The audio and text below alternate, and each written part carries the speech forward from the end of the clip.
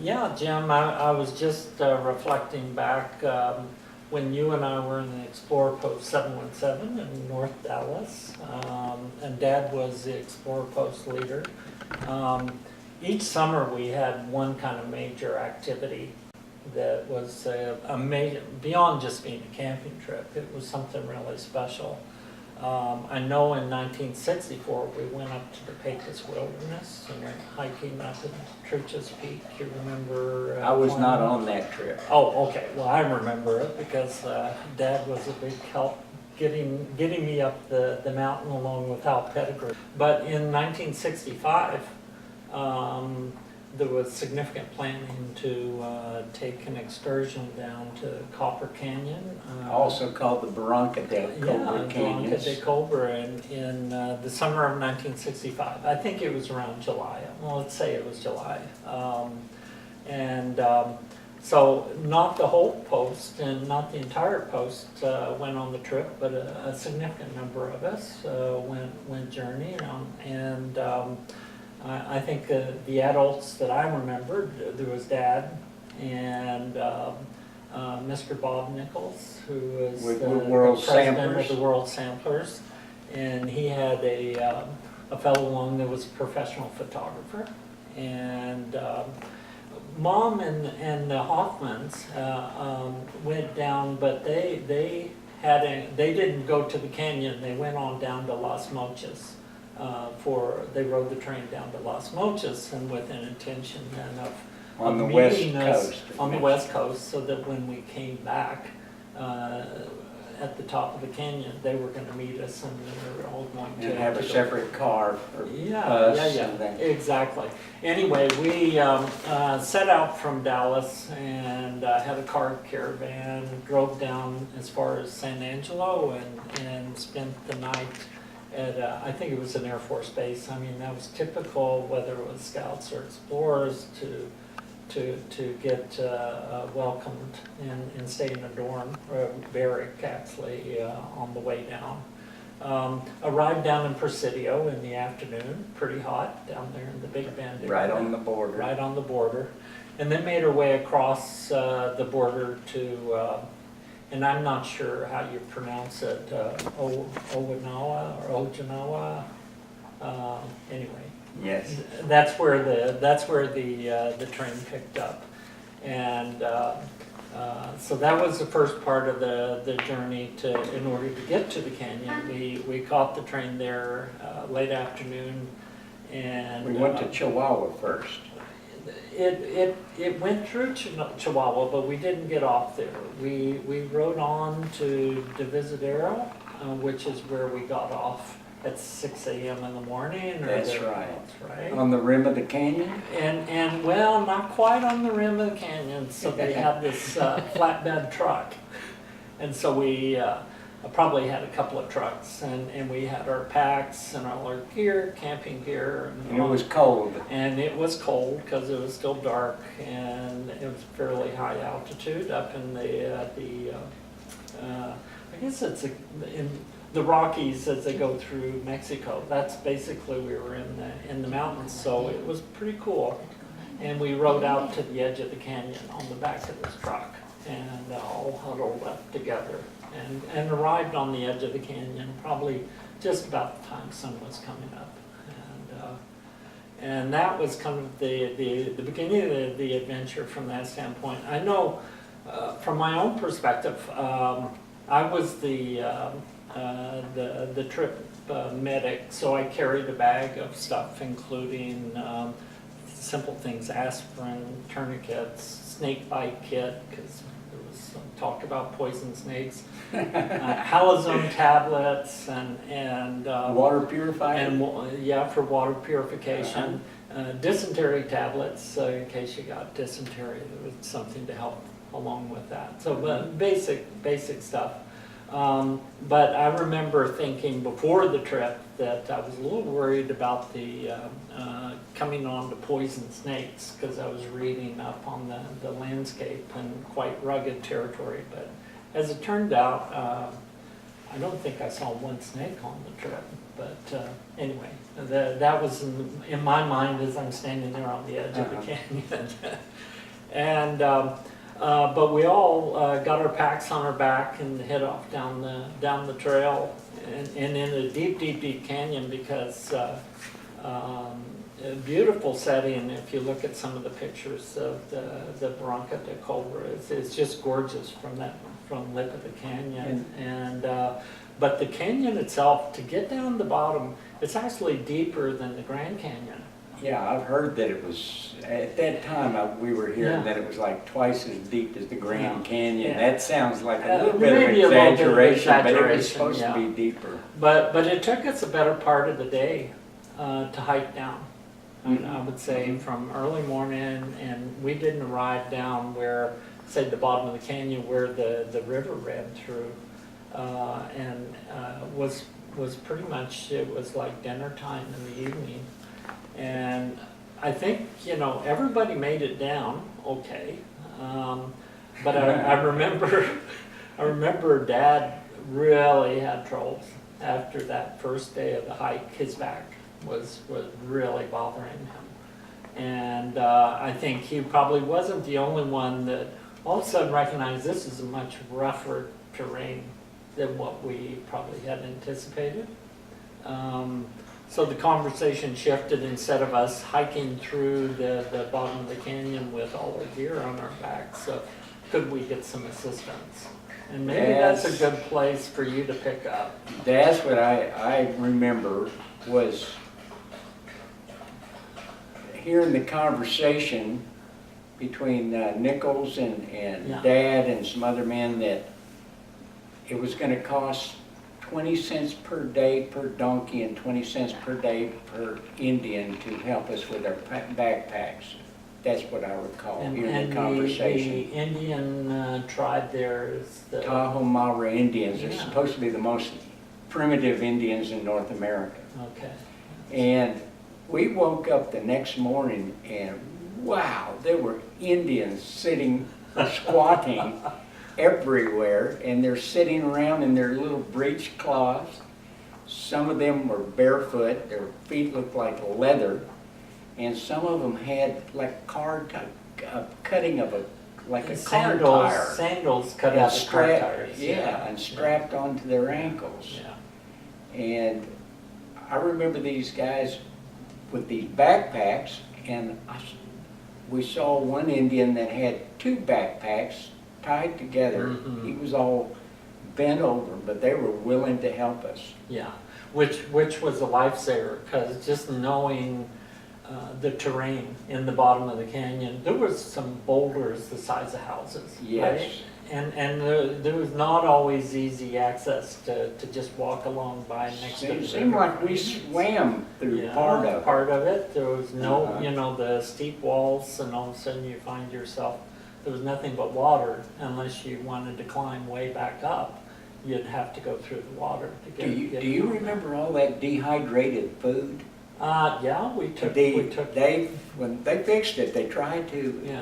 offer some to the Indians. It was so rich, they could not eat it. They're not used to our food. What they were eating was fish. And I remember them tying a stick of dynamite to a rock. They'd throw it in, and 2 or 3 Indians, 4 Indians would jump in after it. The The kids fish would would jump come in. floating up to the Yeah. top. That's one way to go fishing. Yeah. and one of, Illegal in Texas.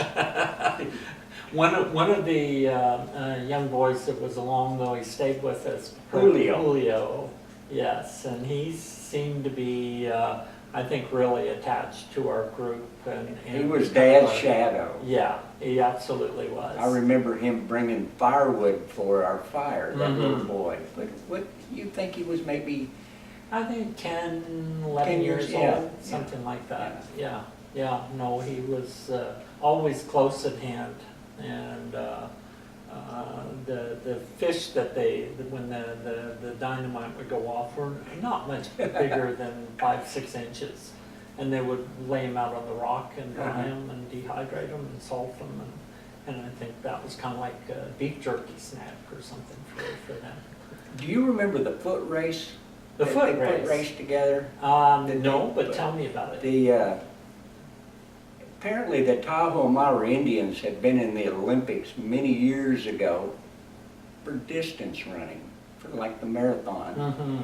And they lived in caves along the edge of the canyon, and they had their crops and their schools up above. So they're used to running up and down mountains. So they set up a foot race. It seemed to me it was about 50 yards on the sand next to the river at the bottom of the canyon. Mm-hmm. And we were all paired up, and the Indian that I was paired up with was 48 years old. I was 16, and I was running track in high school.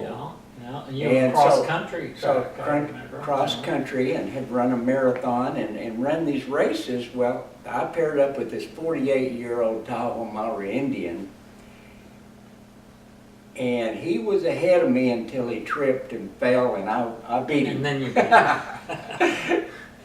Do you remember some of the other explorers that were along for the trip? I remember for sure Doug and Carter Brown were there. And who were some of the others? Johnny Doster. Johnny Doster, yeah. Yeah, I remember a good story about Johnny toward the end of it, you know. But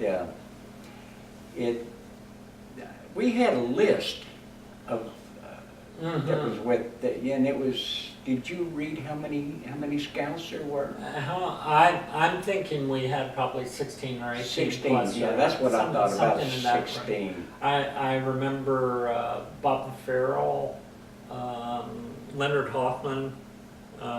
You mentioned Johnny, Ricky Lauderdale. Ricky Lauderdale. Yeah, I picture and him well. Flat Top, and Hal Pettigrew. You mentioned. Yeah. was on that trip. Yeah.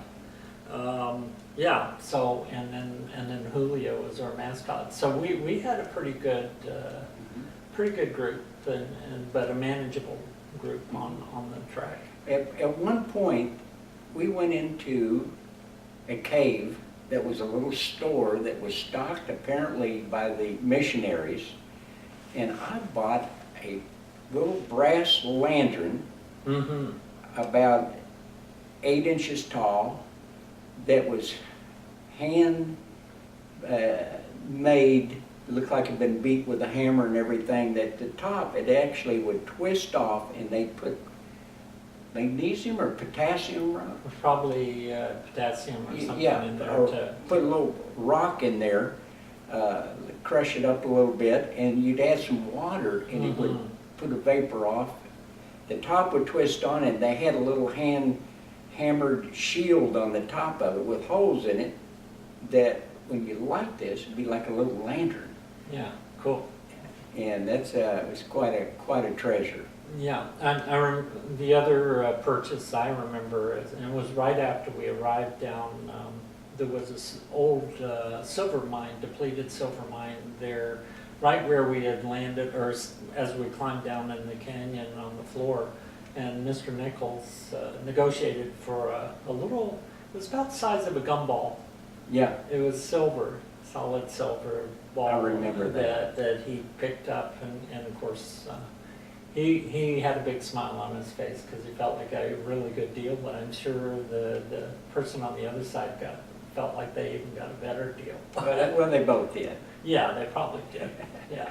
But the natives, or the Taumaharians, are, as you remarked, very, very remarkable people, very durable in terms of their ability to live in that kind of environment. And the other thing I found interesting, it's just little things that stick in mind when we were in the truck riding out the canyon, is I'm sure all the trucks look somewhat alike, but they had put colored tape on the steering wheel that was different colors of tape, and maybe that's the way they personalize the vehicle. Real festive. Otherwise, huh? yeah, so it's just something different. Was there anything else about the, I think, I remember not so much seeing wildlife, but I remember coming on an orchid at one point. I think Doug Brown found a really beautiful orchid growing, and there's lots of cactus, obviously, in that regard. Very harsh environment. But it was pretty harsh environment, lots of rock and We had scrub. heard that this was an unmapped region. Yeah, of the Bronco del Cobra, and it seemed like we did tried to do some compass Well, work. maybe we did, but I'm not sure we thought about that after It didn't several show up in days. his books. No, right? no. And there was one point, there was a bridge that had been built down low on the yeah. canyon, but it was totally, all that was left was the suspension cables. Somebody was trying to say Yeah. that was built by Pancho Villa. Well, I don't know who it was built by, but it wasn't that, you couldn't get across it, obviously, at that point. But the, probably the most exciting part of the trip was as we were trying to leave the canyon. As after trekking through the canyon, I don't know, we were down 5-6 days in the bottom of the canyon, and then we were going to climb back up. And To meet it the was- train with to our meet the mothers train on in it and our Creole family. and yeah, meet the Hoffmans, meet Mom, and I don't know if anybody else was gonna meet us, but we didn't quite make it per schedule. Yeah. They arrived and we weren't there. And so they went on to Chihuahua and were waiting for us. But as we were coming out of the canyon, there was quite a bit of a challenge for people. We had seemed like we had run out of fresh water Yeah. and food at that point. I Didn't know, we? I had just the canteen on me, and I know my canteen was empty before I got out, so I had no more water. And the group that we got spread out, so the group I was with, we ended up sleeping, and didn't sleep actually, on the side of the mountain, because it got dark, and we were still climbing out. We had no fire, no water, no food, Mhm. but we were just kind of sitting there waiting for daytime. To finish climbing out. And I think... Yeah, that was I remember it was like a flat area that everybody was pitching we slept outdoors, obviously, under the Yeah. stars, Yeah. and we knew it was going to be cold that night, so. Yeah. But there were Doug Brown, myself, Mhm. and could have been Hal Pettigrew. Okay. Not sure who the third scout was, the explorer was, but we started hiking up. They'd asked us to hike up and to find the railroad. Yeah. And the three of us started hiking up and up and up, and it was starting to get dark. And when we got to the top, the three of us, it split off two different Two directions. different ways. So we talked about it, and the other two fellows went up to the left. I went to the right. I remember hiking by myself, just on the faith of God, I knew everything was going to be fine. I hiked along, and I came across a young Tarahumara Mm-hmm. Indian girl about my age. She wouldn't look at me, she wouldn't talk to me, she had like a bonnet thing on, and she went on her way, and then I come across a goat herder that had some goats, and he had his hand all bandaged up, and it was blood soaked, and I didn't understand what had happened, but I couldn't communicate with him obviously either. Mm-hmm. So I kept going up and up and up, and had some moonlight so I could see, and I come across the railroad tracks. And for some reason, I just knew to go left. It just felt natural to me. So I started hiking on the railroad tracks, and I came across, it looked like igloo-shaped Indian huts, adobe type huts. And there was these Indians around, and just through sign language, I let them know that I wasn't alone. There were more of us down the mountain. And these Indians took me into one of the huts, and there was a mother and a father and a little boy, and this hut had a hole in the roof. They had a piece of steel over some rocks with a fire going under it. And the mother made up, I suppose they were doing it in the other huts also, but made up a bunch of flour tortillas. Mhm. And I remember that little boy he was rolling up homemade, looked like bubble gum. And when we came out of the hut, the other Indians, they got several Indians with poles on their back with goat skins, carrying water and food, I suppose the flour tortillas, and we headed back down the mountain and eventually came across the rest of our explorer post, and they had fires built around the campsite to keep everybody warm. Mm. And that's the best recollection I have of what transpired. But I do remember that Dad said on the TV program that they did some homemade stretchers, so I don't recall what that was about, where you take a blanket and you fold it over between two poles.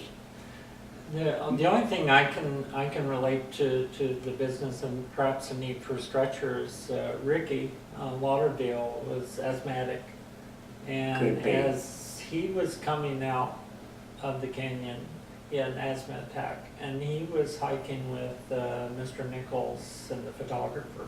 So the three of them were together, and I think they were worried whether or not he was going to be able to get out. And so he may have needed some assistance to get up. It was a pretty difficult climb could have been coming back out of the canyon. Do you remember what happened to Johnny Doster? Oh, yes. We had run out of food and water, and Johnny Doster was eating out of a can of Nesquik, that chocolate powder, because he was so hungry. And I remember seeing him for a couple of months in school because our lips were so chapped that he had a big brown ring around his mouth. Around his mouth. Yes, that was remarkable. Yeah. I think we were all changed by the experience. What I know for myself, I lost 25 pounds walking through the canyon. And I didn't have that much weight to lose in the first place. None of us did. So, but when we arrived on the train back to Chihuahua and got off the train, Mom and the Hoffmans were there to meet us. She didn't hardly recognize me because it was just like skin and bones, that I lost so much weight. But I didn't sense it myself. But I think we all. Use the R&R time in Chihuahua to recover a bit, I recall being on the train, they had the little short bottles of Coca-Cola. And I think I probably drank 3 of them. They tasted so wonderful after being so dry. And I had a chicken sandwich. They had so much jalapeno in it, I thought my head was getting burned off. The other thing is we were standing there on the track, or the platform, waiting for the train to take us back to Chihuahua and then back to the U.S. Somebody had a bottle of mezcal. It's kind of like that homemade with the worm in it. With the worm in it. And none of the explorers sampled it, but I think Mr. Nichols or somebody had one shot glass full, and it was pretty potent stuff. So I guess so. Yeah, I think so. Anyway, it was a remarkable trip. Unfortunately, I think in hindsight it was a bit ambitious. That we probably didn't realize it was quite as rugged as it was. But everybody grew through that experience in terms of having captured the experiences and the photographs and the memories for years to come. And here it is 50 plus years later. It was 53 years later. It still seems vivid in terms of some of those days in the canyon that we shared. It's too bad we don't still have the 35 millimeter movie that our father had filmed down there. We showed it on a TV show on Channel 8 television in Dallas. And I know Dad and I, possibly one other Scout was on that program, he told me years later that he had loaned that film to someone Yeah. and they ran it through a projector. It Yeah. got destroyed, Did it? basically. Okay. Yeah, it was, unfortunately, that image is no longer with us, but what we remember. we have is some images, don't we? Yeah, the memories are there. And, you know, it's, I think the chemistry of that Explorer post with Dad as the leader was, like I say, remarkable, and the experiences continued on the next year. I won't go in details about the trip to Cozumel where Mr. Nichols loaned his DC-3 and Dad flew the whole post down to Cozumel. And landed on a Yeah. little strip in the jungle Yeah. with monkeys in the trees. And Anyway, that's a story for another day. you can't spearfish down there Yeah, anymore. yeah. Anyway, that was fun, Jim. Oh, that's wonderful. Really glad to Great share the experience that times. we'll always Okay. remember.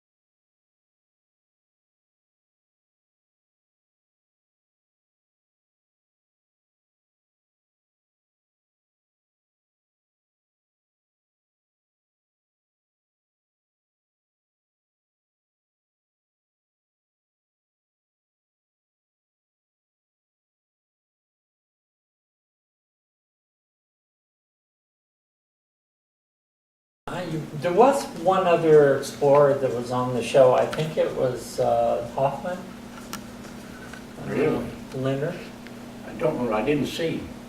I I think. remember Dad and I being Yeah, there. the two of you, but I think there was three of you on Oh, the you show. saw the show?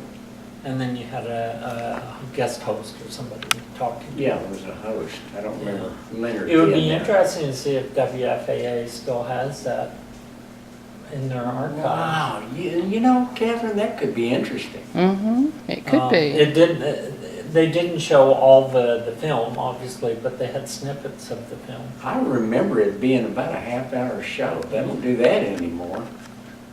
Yeah, No, it's they public don't. About that service. type cut.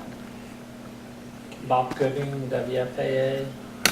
He did Okay, the well, I 10 can do a o'clock news. search on that and see if we can find anything, but, Yeah. Okay. okay, well, we're Well, rolling, so all you right. all just start right now. Yeah, And I think now. what you want to do, well, before I do Okay. that, Uno, dos, tres. You should have been on TV. y'all just talk. Test. Well, Well, and then you, what you sent me yesterday on the details on, Yeah. because I remember going across, driving the Presidio with Caravan. that's right. I didn't know where on the border it was. I didn't know we went through San We Angelo. spent the night in San Angelo because it's a long drive from Dallas to Sure. Pres. Czechoslovakia. Mm-hmm. Test. Test. You hear me? No.